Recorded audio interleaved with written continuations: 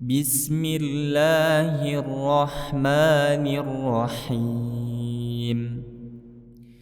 هل أتاك حديث الغاشية؟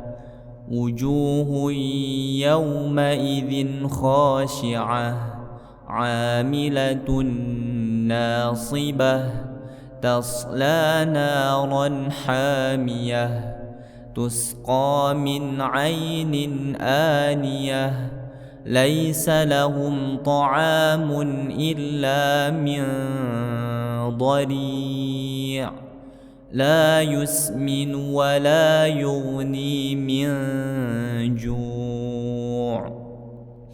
وجوه يومئذ ناعمة لسعيها راضية في جنة عالية لا تسمع فيها لاغية فيها عين جارية فيها سرر مرفوعة وأكواب موضوعة ونمارق مصفوفة وزرابي مبثوثة أفلا ينظرون إلى الإبل كيف خلقت وإلى السماء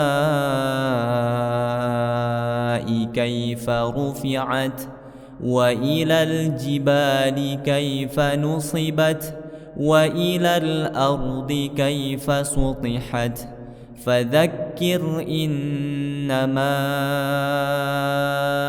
أنت مذكر لست عليهم بمسيطر إلا من تولى وكفر فيعذبه الله العذاب الأكبر إن إلينا